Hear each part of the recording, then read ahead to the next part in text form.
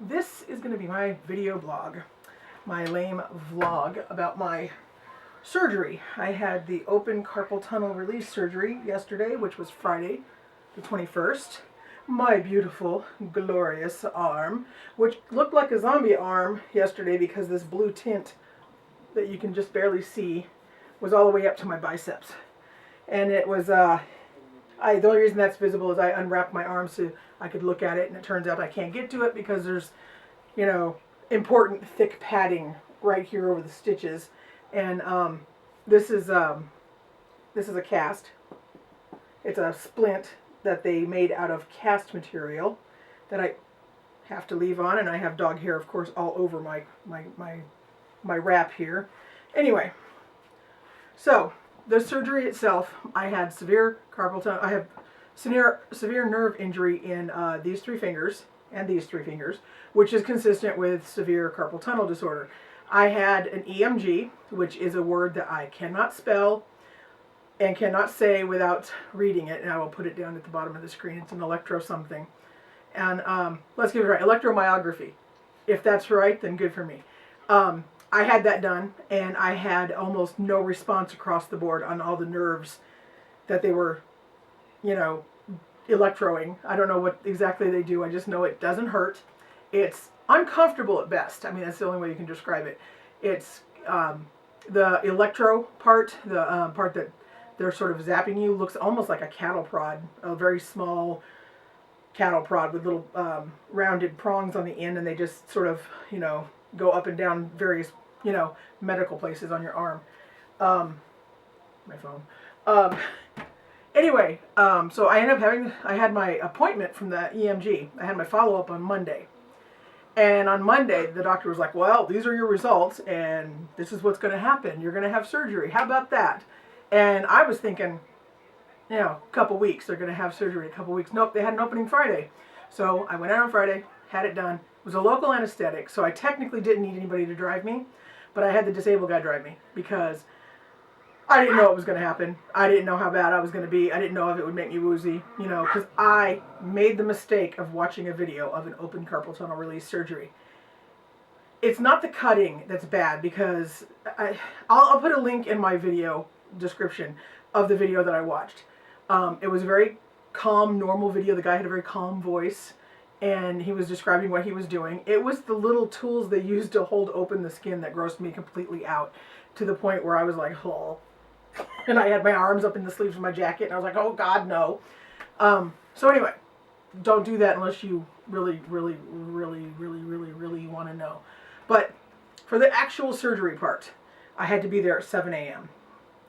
They had one person ahead of me, so around 9 a.m. they finally took me in. The surgery itself took less than 5 minutes, but the prep, I had to go in there, and they had to do this whole bunch of stuff to my arm. They apply a tourniquet and all kinds of stuff, and then they inject you with numbing stuff. And the thing is, when you go to the dentist and they inject your mouth, it hurts like a son of a bitch. I mean, it hurts bad. In fact, to me, it hurts almost as much as the stuff that they would do to you without it. So I was expecting that level of pain. I was expecting an exquisite amount of pain when they injected me with the numbing solution. I don't know if it's because my nerve damage was so bad already, or if it's just because I live with fibro and pain is relative. Plus, I've had a total knee replacement, which, as a mother, was worse than childbirth pain. Because as a mother, I've given birth to an 11-pound, 22.5-inch long baby. It's Jason. You might know him. So I know what birth pain feels like. And I've had 3 kids. And they were all, the smallest was 8 pounds, so there you go. Anyway, the worst part though, I'm waiting for this to happen. I'm waiting for this immense pain, and I felt the needle prick into my skin, and I felt some pressure and some mild burning. It wasn't even really burning. They were telling me to prepare myself for the burning, and I'm laying just flat out on the stretcher with one arm in one direction, this arm in the other direction, and they put a drape over you so you can't even see your own surgery if you want to. Or at least my hospital does that. Anyway, after a few minutes, they're applying some other stuff to me and, doing the pre-surgical stuff that they do. And the doctor came over, and it felt like they were dabbing my hand with a gauze. It just felt like they were just, touching my skin. And he goes, "Can you feel that?" And I was like, "Well, I feel that you're doing something to my hand." And then he poked my arm, my way up here on my arm. He poked it with a needle or something sharp. He goes, "Do you feel that?" And I said, "Yes." And he goes, "So you don't feel this?" And I felt more pressure on my palm. And I was like, "No." And he goes, "That's the same thing." It's like, okay, well, I guess I'm ready. So the worst part, the most pain I had during surgery was when they tightened the tourniquet. The tourniquet was the worst part. And that was just because, they're squeezing my big, giant, flabby arm, because I have really... It's why I don't wear tank tops out of the house.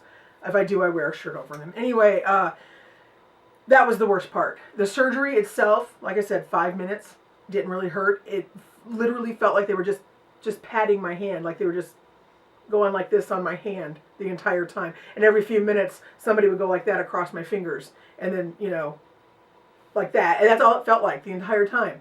And they ended up loosening the tourniquet early because it wasn't helping anyway, and I'm assuming it had something to do with the size of my gross flabby arms.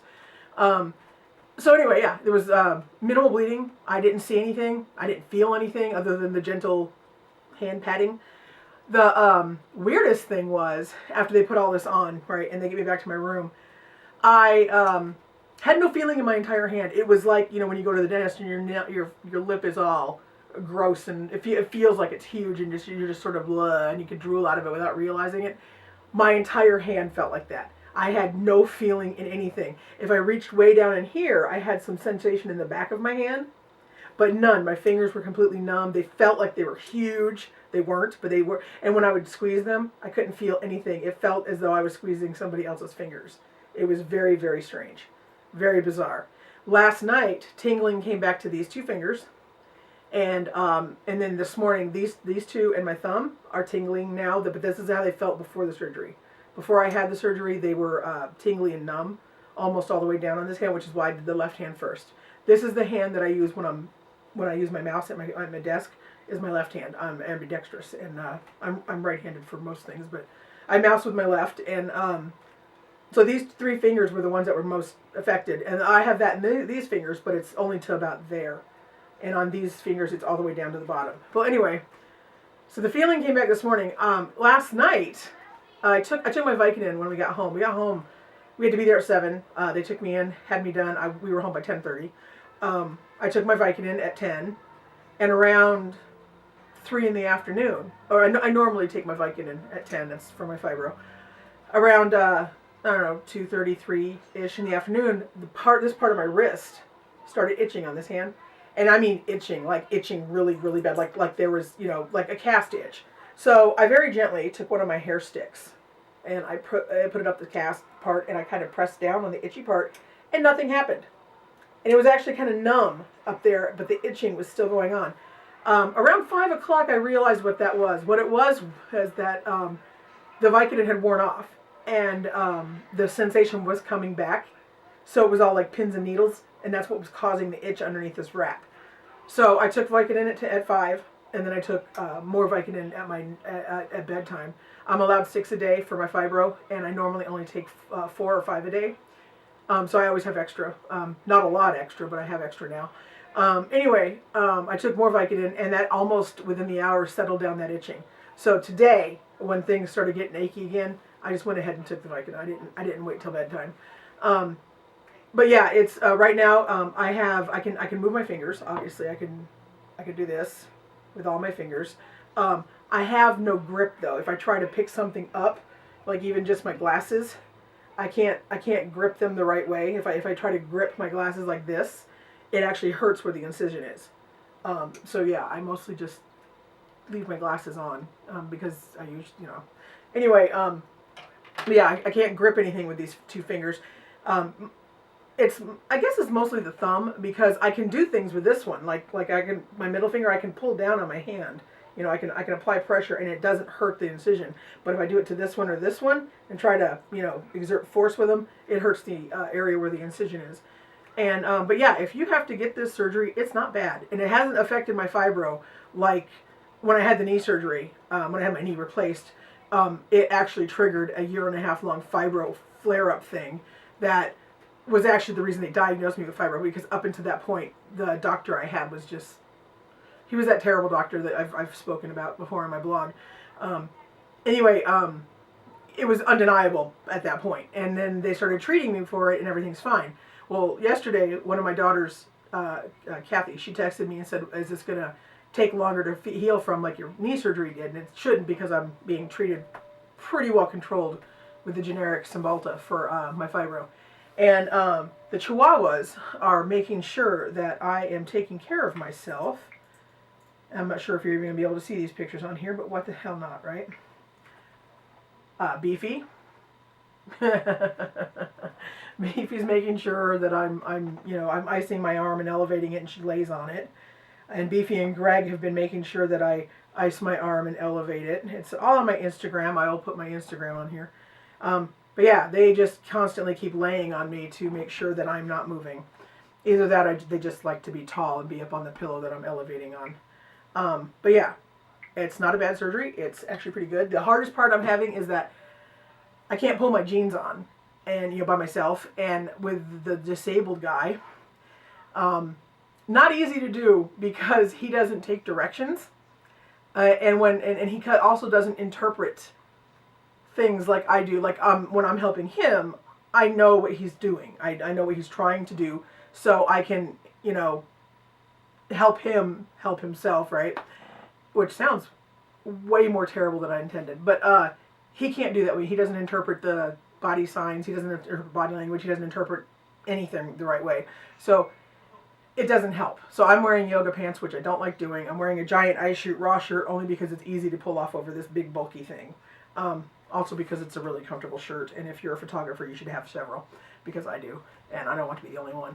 I'm not the only one. Anyway, at the hospital, I had to have a nurse help me tie my shoes, obviously, because he can't tie shoes.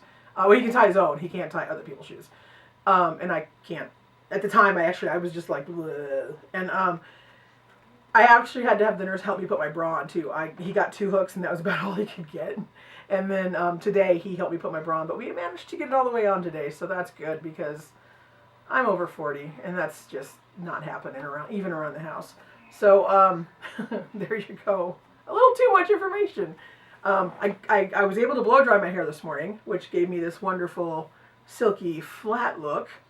And I didn't attempt to use the curling iron or hot rollers, only because I can't bend my wrist, to be all, if you're a girl, and some guys probably, but So that's why this is the slightly frizzy flat look that I adore so much.